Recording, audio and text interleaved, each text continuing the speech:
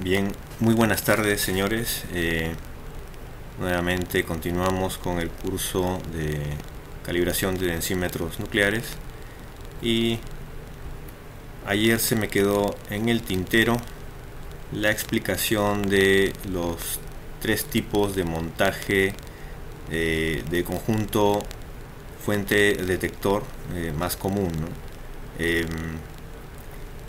Básicamente estamos hablando de montajes para aplicación de medición de densidad.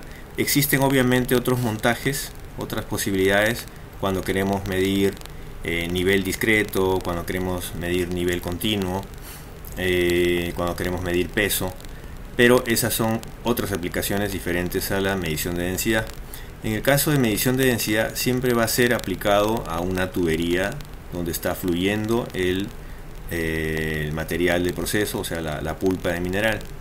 En esta ilustración podemos ver los tres tipos A, B y C, en el que el tipo A, donde el haz de radiación está viajando de manera horizontal desde la fuente hasta el detector, ese es el caso, o ese es el montaje que se utiliza cuando tenemos una fuente radiactiva de una actividad suficiente, necesaria para atravesar la tubería y llegar con suficiente intensidad hasta el detector. En casos de diámetros grandes, sobre todo a partir de 4 pulgadas hacia arriba, se utiliza este tipo de montaje, y generalmente vamos a encontrar esta forma de montaje en las plantas mineras, las plantas concentradoras. Los tipos B y C se utilizan cuando se tiene una tubería de poco diámetro, ¿ya? Y en conjunto con una fuente de una actividad un poco más de lo necesario para ese diámetro. Entonces lo que se busca con la colocación en diagonal es que la distancia entre fuente y detector sea un poco mayor. Eso es para permitir que haya una mayor atenuación de la radiación en esta distancia, ¿ya?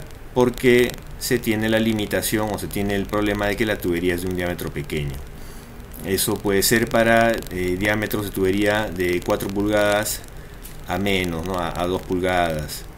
Y el caso C, el caso de medición en tramo, es recomendable ya para diámetros de tubería incluso menores a 2 pulgadas. Cuando tenemos una tubería muy delgada, se tiene el problema de que incluso las fuentes radiactivas más pequeñas, de menor actividad, van a atravesar con demasiada intensidad, con demasiada facilidad la tubería si las montamos de modo horizontal o diagonal. Entonces ahí lo que se aprovecha es se hace un doblez en esta forma, un doblez en tipo S,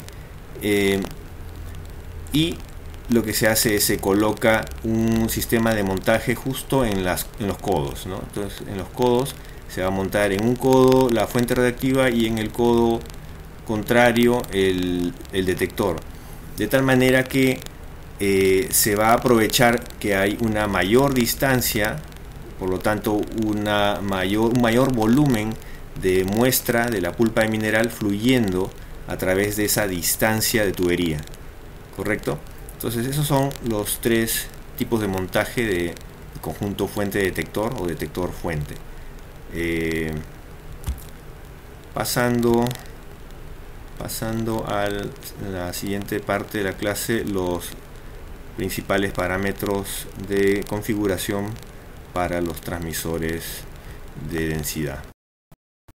Bien, continuando con el desarrollo del curso de calibración de densímetros, vamos a ver los parámetros de configuración de los transmisores de densidad, los parámetros más importantes. No son todos estos que estoy mencionando aquí, pero sí son los más importantes. Entonces en esta tabla condensado los parámetros más importantes, su rango de valores típicos y en qué unidades están expresados generalmente, ¿ya? El primero es siempre la gravedad específica del portador, del fluido que transporta. El transporte generalmente es agua. En nuestro caso, en plantas concentradoras, siempre va a ser agua este transporte.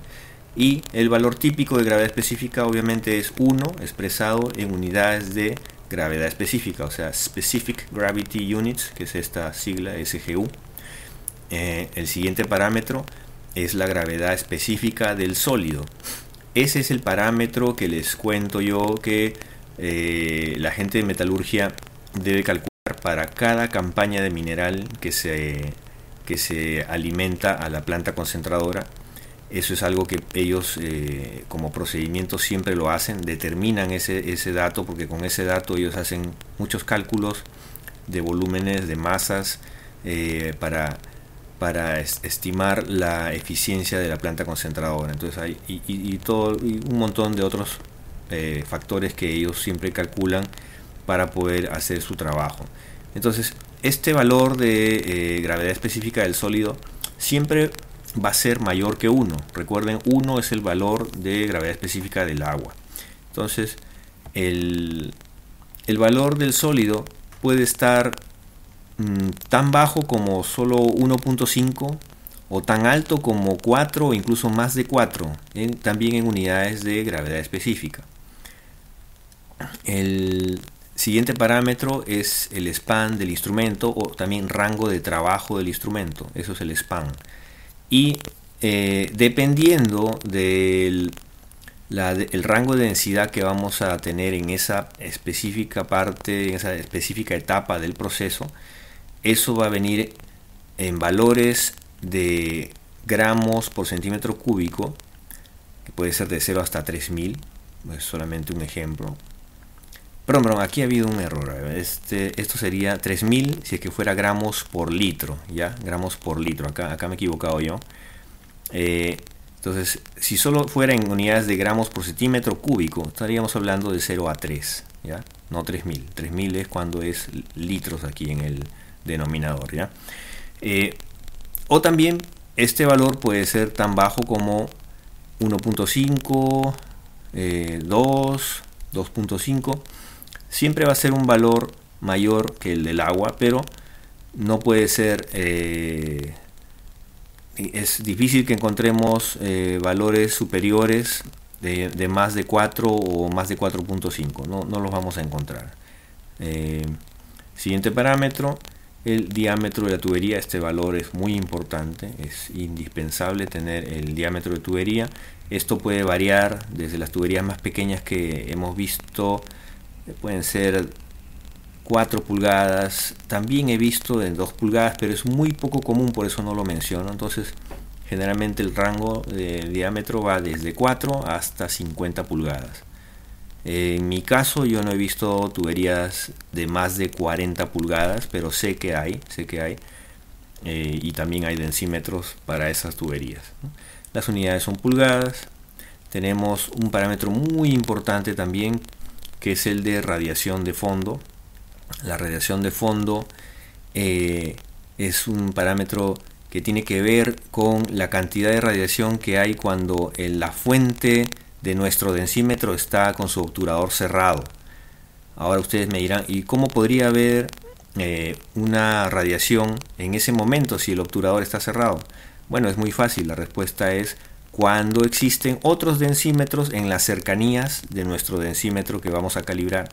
Entonces es muy probable que se tenga un nivel de radiación expresado en cuentas. Cuentas es un valor de ingeniería, que es lo que bota el detector hacia el transmisor. Entonces la forma en que el transmisor recibe todas las mediciones del detector son en cuentas.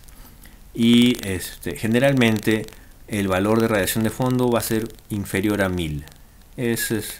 Lo normal es inferior incluso a 200, inferior a 100, pero yo les pongo este dato porque podría darse ese caso en el que vean una radiación de fondo cercana a 1000. ¿Ya? Eso significaría que tenemos otra fuente radiactiva muy cerca, lo cual no es lo aconsejable, ¿no? No se debería tener densímetros contiguos, no se debería tener fuentes radiactivas trabajando a menos de 4 metros de distancia una de la otra, ¿ya? Pero incluso en Antamina se da ese caso y tenemos líneas con densímetros a una distancia de 1,5 metros hasta un poco menos. Entonces, en esos casos es muy importante conocer la radiación de fondo, ¿ya? Referencia de baja densidad. Esto ya, y el siguiente y el último también, los tres son referidos ya a la etapa de calibración del equipo, ¿ya? La referencia de baja densidad es un valor de cuentas, generalmente va a ser mayor a 5000, que justo va a corresponder a la densidad del agua, ¿ya? Entonces siempre nuestra referencia de baja densidad va a corresponderse con la muestra de agua, cuando llenamos la tubería con agua y allí le decimos al transmisor que haga una medición, que capture un valor promedio de cuentas y lo asigne a la referencia de baja densidad. Eso es justo el primer paso de nuestras calibraciones. El siguiente parámetro es la referencia de alta densidad. Acá he cometido un error, a ver, esto es entre 5000, entre 1000. Acá hay un error, a ver, vamos a ver, baja densidad es mayor a, vamos a ver, 5000, y este acá es entre 1000 y 5000, entre 1000 y 5000. A ver, ya. Cuando ustedes ya saben que cuando la alta densidad está pasando, la pulpa de alta densidad está circulando por la tubería, vamos a tener una menor cantidad de radiación llegando al detector. Por lo tanto, si la cantidad de radiación con agua, la baja densidad, era mayor a 5000, con pulpa va a tener que ser menor de 5000, ¿no? Entonces puede ser un valor entre 1000 y 5000, típicamente. No son valores fijos esto que les estoy dando, ¿ya? Podemos encontrar densímetros en los que la referencia de baja con agua sea mayor a 5000. Sí, podemos encontrar algunos densímetros en los que se pueda llegar hasta 7000 u 8000, ¿ya? Pero yo les estoy hablando aquí de valores típicos, ¿ok? El último parámetro muy importante también para las calibraciones es el tiempo de integración.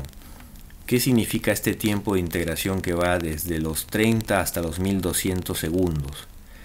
Este tiempo de integración es el tiempo que el transmisor promedia las lecturas, las medidas que recibe del detector para obtener un valor promedio y asignar ese valor promedio a la salida que se ve por la pantalla y que se envía hacia el sistema de control a través de la salida de corriente, ¿ya? Mientras menor el tiempo de integración, la estabilidad de la señal de salida del transmisor es menor. Mientras mayor el tiempo de integración, la estabilidad de la salida del densímetro es mayor. Pero ¿qué pasa, no? O sea, nosotros, dependiendo de este valor de densidad, ¿para qué lo vamos a usar? Vamos a querer que tenga una respuesta rápida, o sea, un valor de 30 segundos, está bien. O vamos a querer que tenga una respuesta más estable, para cuyo caso podríamos trabajar con valores de 60 segundos, 120 segundos. No es normal trabajar con valores tan grandes como 1200, pero es posible, ¿ya? Es posible. Todos estos parámetros los tenemos que ir viendo en las referencias rápidas de los manuales de los diferentes densímetros que vamos a calibrar. Así que, por ejemplo, acá les he puesto la referencia rápida. Aquí están todas las pantallas de el menú del transmisor Gamma Pilot de Endres & Hauser.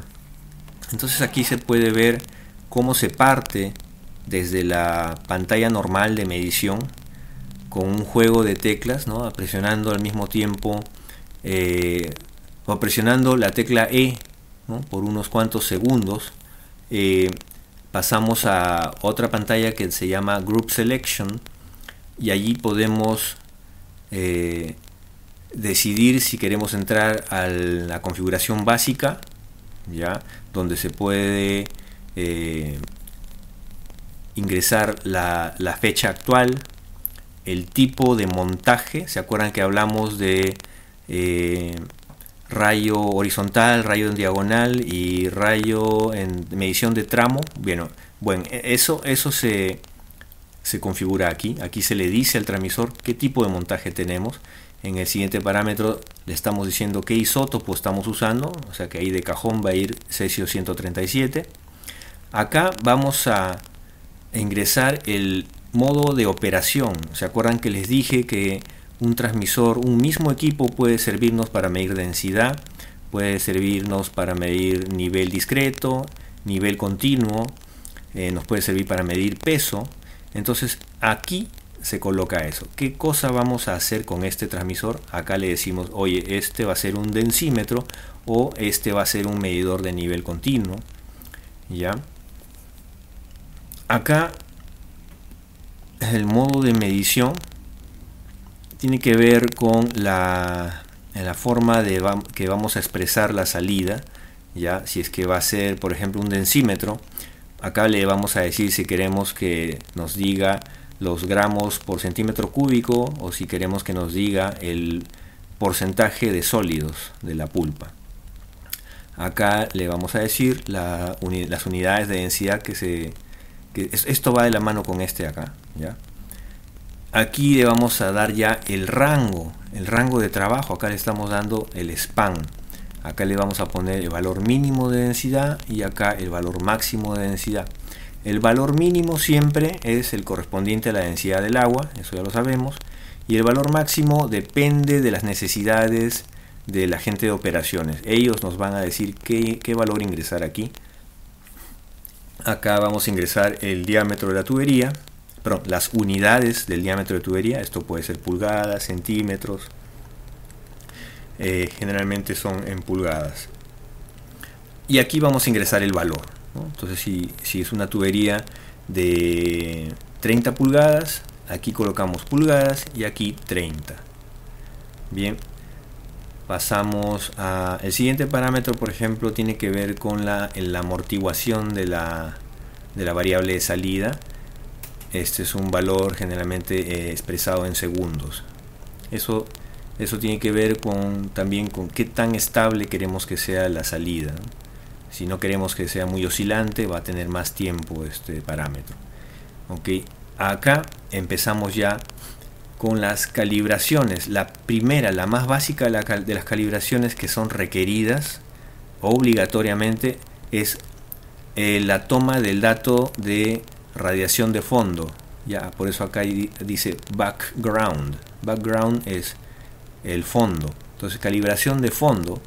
Si ingresamos acá, le damos iniciar, start, y vamos a obtener un promedio de pulsos.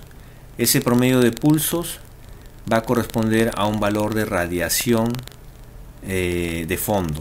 ¿Ya? Ahí ya queda grabado, memorizado. Y el siguiente paso, acá hay una decisión. Ustedes pueden ver que podemos seguir hacia allá o hacia abajo.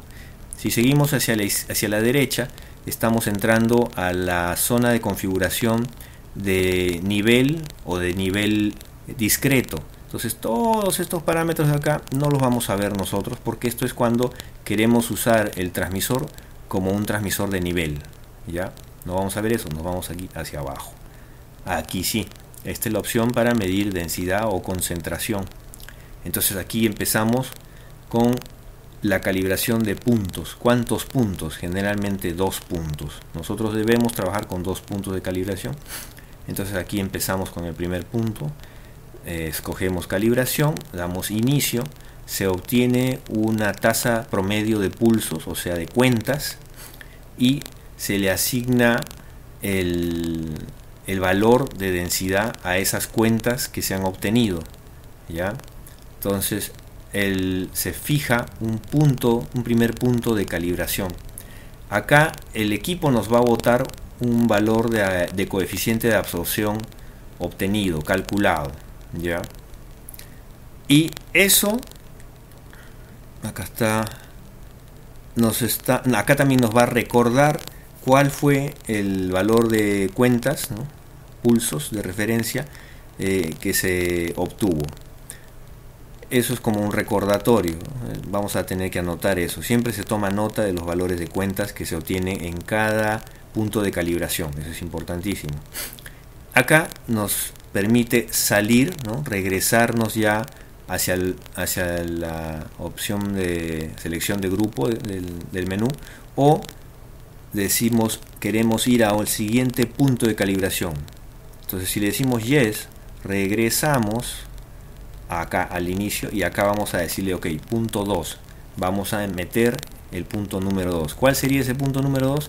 Si el primer punto fue con agua, el siguiente punto ya es con pulpa. Entonces debemos pedir aquí al operador que nos está apoyando que ya mande la pulpa por la tubería, y al mismo tiempo que nosotros tomamos las muestras para obtener el valor con la balanza Marcy, ya vamos a pesar las muestras para ingresar ese dato aquí, al mismo tiempo que nosotros vamos a ejecutar esta secuencia mientras el operador toma sus muestras y las mide con su balanza Marcy, ¿no? Las pesa. Y el mismo procedimiento que se hizo con agua, pero ahora ya con el dato obtenido de la balanza Marcy. Eso se guarda en este punto de acá.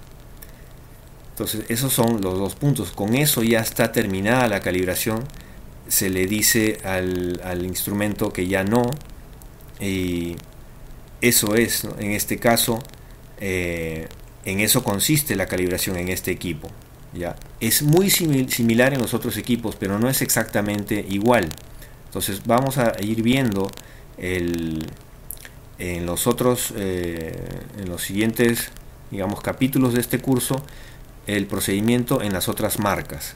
¿Okay? Este ha sido un primer procedimiento con la marca Endress+Hauser. ¿Qué se obtiene después de una calibración? Tenemos la curva de calibración. Entonces vamos a tener, esto es muy importante que siempre lo hagamos, un valor de cuentas, ¿ya? Un valor de densidad correspondiente a nuestra referencia de baja, que es agua, siempre es agua. Entonces la densidad del agua es así, ya la conocemos, es 1000. Y las cuentas, yo acá he puesto un valor de ejemplo nada más, aquí he puesto 10.000 cuentas por segundo. Entonces eso es un ejemplo. El siguiente punto es el valor de pulpa que hemos hecho circular por el densímetro y al cual hemos hecho pesar al operador con la balanza Marcy, y el peso que nos dio fue 3.000 gramos por litro. Ya fíjense, aquí estamos hablando de unidades de gramos por litro, y eso correspondió a 1800 cuentas. Ya no se olviden, siempre pulpa, bajas cuentas; agua, altas cuentas. ¿Sí? Eso tiene que quedar claro. Eso graficado con el Excel se obtiene una curva como esta. Entonces el primer punto es la densidad del agua, acá estamos, 1000 gramos por litro, corresponde a 10.000 cuentas, y 3000 gramos por litro corresponde a solamente 1800 cuentas. ¿Ok? Esta curva es muy importante. Esto va a formar parte después de nuestro reporte de calibración. ¿Ok? A ver, vamos a ver hasta ahí.